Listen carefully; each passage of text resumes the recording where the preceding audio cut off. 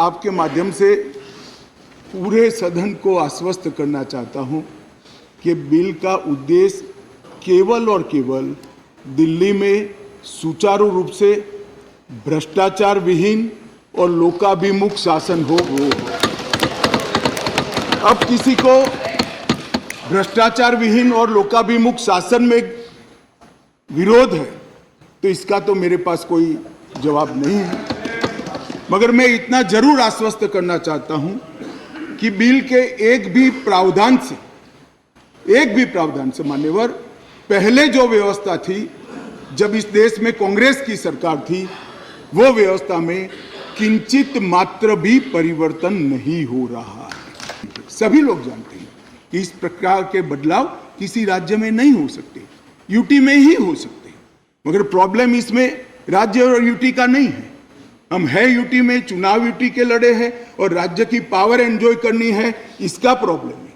मान्यवर, ये प्रॉब्लम का कोई जवाब भारत सरकार के पास नहीं है, दिल्ली की जनता के पास भी नहीं है, ये सदन के पास भी नहीं है। अपनी मानसिकता को ही बदलना पड़ेगा, सीमित करना पड़ेगा, संयत करना पड़ेगा, तब जाकर मान्यवर इसका रास्ता निकलेगा।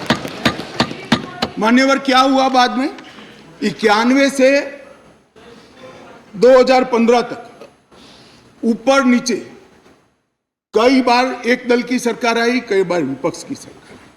मैं बहुत जिम्मेदारी के साथ यहां बताना चाहता हूं कि इस बिल से जो ट्रांसफर पोस्टिंग के सेवाओं के काम के लिए जो अधिकार का वर्णन किया गया है, ये सारे अधिकार प्रैक्टिस में यहीं पर वो ही चलते थे।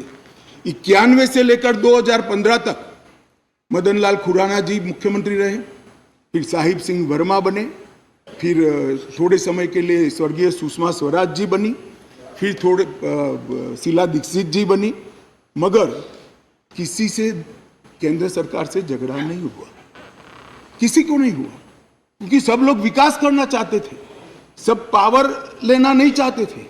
मान्यवर, उस वक्त कई बार कांग्रेस की सरकार थी और हमारी सरकार ऊपर रही, कई बार हमारी सरकार नीचे थी, ऊपर कांग्रेस की सरकार रही। ट्रांसफर पोस्टिंग के लिए कभी झगड़ा नहीं हुआ।